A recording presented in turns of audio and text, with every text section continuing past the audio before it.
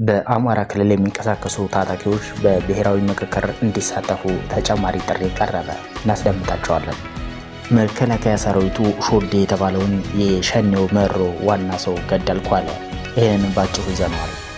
በኦሮሚያ ክልል ትናንት በ27/07/2017 ዓ.ም ከጎሃ ጽዮንና ቱሉ ሚልክ ማዕከል አንድ አውቶቡስ ሙሉ ሰው ታፍኖ መወሰዳቸውንና በተተኮሰ ጥይት ተሳፋሪ ሕይወት ማለፉን ተሰምቷል። ይህንንም ባጭሩ ይዘነዋል። የኢትዮ ጅቡቲ ባቡር ፍጥነት ከነበረው በመጨመሩ አደጋ እያጋጠመ ስለሆነ ህብረተሰቡ ጥንቃቄ እንዲያደርግ ጥሪ ቀረበ። ፑቲን አቋማቸውን እንዲያሳውቁ አሜሪካ ጠየቀች። ፕሬዝዳንቱ ፑቲን ስለ ሰላም እንዲሁም የተኩስ አቁም ላይ ያላቸውን አቋም ለሳምንታት ውስጥ እንደሚታወቅ የአሜሪካ ከፍተኛ ዲፕሎማት ተናገሩ። በሌላ መረጃ ትራምፕ ቲክቶክ በአሜሪካ ለተጨማሪ 75 ቀናት እንዲቆይ ወሰኑ። ወቅታዊ መረጃዎችን አዘጋጅተናል፣ እንድትከታተሉ በአክብሮት ተጋብዛችኋል። ላይክ በማድረግ መረጃዎችን መከታተል ልትጀምሩበት እንጠይቃችኋለን። ለቻናሉ አዲስ ከሆናችሁ ሰብስክራይብ እንዲሁም ላይክ በማድረግ መረጃዎችን እንድትከታተሉ በአክብሮት ነው የምንጠይቃችሁ። አሁን በዝርዝር የያዝናቸውን መረጃዎች እናስደምጣለን። በአማራ ክልል የሚንቀሳቀሱ ታጣቂዎች በብሔራዊ ምክክር እንዲሳተፉ ተጨማሪ ጥሪ ቀረበ።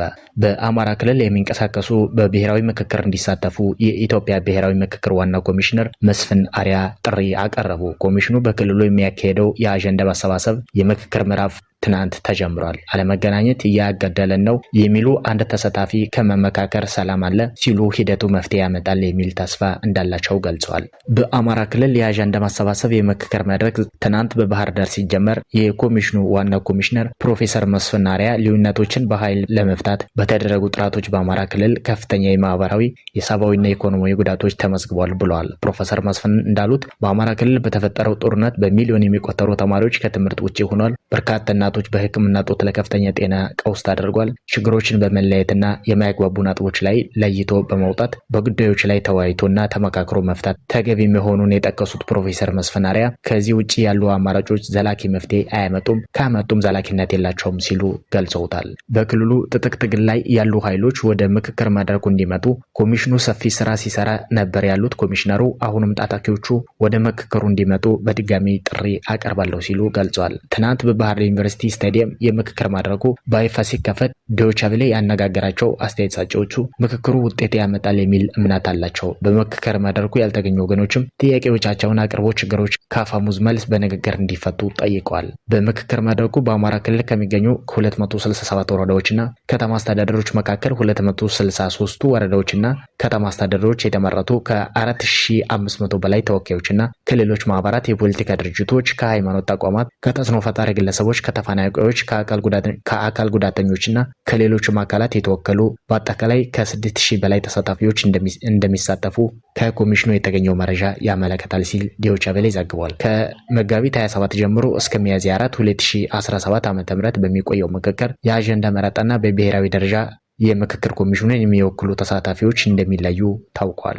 ዘገባው የዲደብሊው ነው። በኦሮሚያ ክልል ትናንት በ27/07/2017 ዓ.ም ከጎሃ ጽዮንና ቱሉ ሚልክ ማዕከል አንድ አውቶቡስ ሙሉ ሰው ታፍነው መወሰዳቸውና በተተኮሰ ጥይት ተሳፋሪ ሕይወት ማለፉም ተሰምቷል። በዚሁ አካባቢ በቅርቡ አንድ አውቶቡስ ሙሉ ተሳፋሪ ታፍኖ ተወስዶ ለአንድ ሰው እስከ 1.5 ሚሊዮን ብር እንዲከፍሉ መጠየቃቸውን ማህበረሰቦች ይገልጻሉ። እገታውን ተከትሎ አብዛኞቹ በጥይት መመታቸውን የተጎጂ ቤተሰቦች ገልጸዋል። የተጎጂ ቤተሰቦች እንደተናገሩት የሞቱትን ጭኖ ለማውሰድ መኪና አጥተን እየተንጉላላን ነው ብለዋል። አብዛኛው ተሳፋሪ ግን ቁስለኛ ሆኗል ሲሉ ለአዩዘ ሀበሻ ገልጸዋል። የሚያልፉ መኪኖች ቁስለኞችን በመጫን ትብብር እንዲያደርጉም ጠይቆ እንደነበሩ ተገልጿል። በሌላ መረጃ መከላከያ ሰራዊቱ ሾዴ የተባለው የሸኔው መሮ ዋና ሰው ገደልኩ አለ። የመሮ ዋናው ሰው የነበረው እንዲሁም በታንዛኒያ ውድድር ከጫካ ወጥቶ ታንዛኒያ ዳር ሰላም ድረስ ከመሮ ጋር ተጉዞ የሸኔ የሽብር ቡድን ተደራዳሪ የነበረው ሾዴ በተወሰደበት እርምጃ ተገድሏል ብሏል ሰራዊቱ።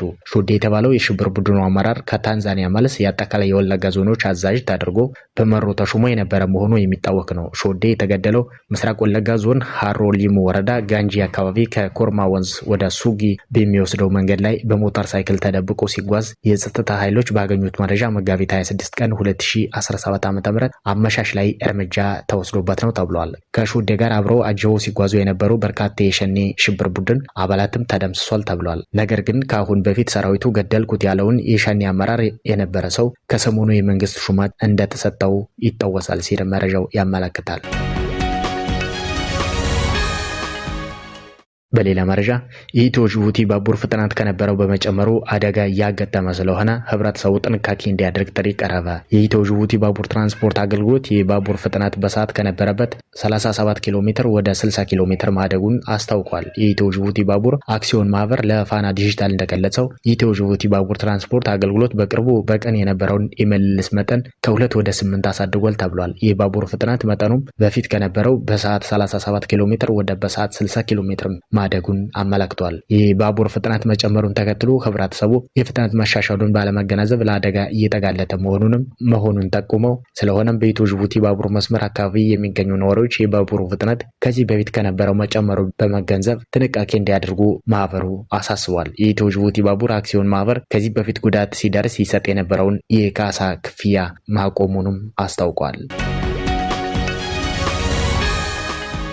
ትራምፕ ቲክቶክን በአሜሪካ ለተጨማሪ 75 ቀናት እንዲቆይ ወሰኑ። ፕሬዚዳንት ዶናልድ ትራምፕ ቲክቶክን በአሜሪካ ውስጥ ለተጨማሪ 75 ቀናት እንዲቆይ የሚያስችል የስራ አስፈጻሚ ትዕዛዝ መፈረማቸው አስታውቋል። ይህን ያደረጉት አስተዳደራቸው ቲክቶክ የአሜሪካ ንብረት እንዲሆን የሚያስችለውን ስምምነት ለመደራደር ተጨማሪ ጊዜ ለመስጠት እንደሆነ ተናግረዋል። ትዕዛዙ ይፋ የሆነው የዋይት ሀውስ ባለስልጣናት የመተግበሪያውን ድርሻ በአብዛኛው ለአሜሪካ ባለሀብቶች ባለቤትነት ወደሚተዳደረው አዲስ የአሜሪካ ኩባንያ ለመሸጋገር ወደ ስምምነት እንደተቃረበ ፕሬዚዳንቱ በማመናቸው መሆኑን ተገልጿል።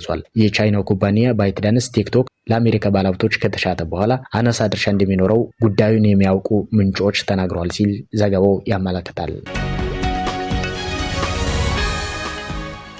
ፑቲን አቋማቸውን እንዲያሳውቁ አሜሪካ ጠየቀች። ፕሬዝዳንቱ ፑቲን ስለ ሰላም እንዲሁም የተኩስ አቁም ላይ ያላቸውን አቋም በሳምንታት ውስጥ እንደሚያሳውቁ የአሜሪካ ከፍተኛ ዲፕሎማት ተናገሩ። ፑቲን ለዩክሬን ጦርነት ሰላማዊ እልባት ለመስጠት በወራት ውስጥ ሳይሆን በሳምንታት ውሳኔ ላይ ሊደርሱ እንደሚገባ የአሜሪካ የውጭ ጉዳይ ሚኒስትር ማርኮ ሩቢዮ ተናግረዋል። ማርኮ ሩቢዮ ጦርነቱን ለማስቆም ሩሲያው ፕሬዝዳንት ውሳኔ ላይ መድረስ አለባቸው ሲሉ በብራሰልስ ከነበረው የሰሜን አትላንቲክ የጦር ቃል ኪዳን ድርጅት ወይንም ኔቶ ውጭ ጉዳይ ሚኒስትሮች ስብሰባ በኋላ ነው ይህንን የተናገሩት። የብሪታንያና የፈረንሳይ አቻዎቻቸው ፑቲን ስምምነቱን በማዘግየት በዩክሬን ላይ ጥቃታቸውን ቀጥሏል ሲሉ ከሷቸዋል። የአሜሪካው ፕሬዝዳንት ዶናልድ ትራምፕ ከ3 ዓመታት በላይ የዘለቀውን ጦርነት ለማስቆም የተኩስ አቁም ስምምነት እንዲደርስ በሚሞክሩበት በዚህ ወቅት ሩሲያና ዩክሬን የሚፈጽሟቸውን ጥቃቶች አጠናክሮ ቀጥሏል። ባለፈው ወር በሳውዲ አረቢያ የተካሄደውን ውይይት ተከትሎ አሜሪካ ያቀረበችውን የ30 ቀናት የተኩስ አቁም ዩክሬን ስትቀበል፣ ሩሲያ በበኩሏ እስካሁን ውሳኔውን አላሳወቀችም።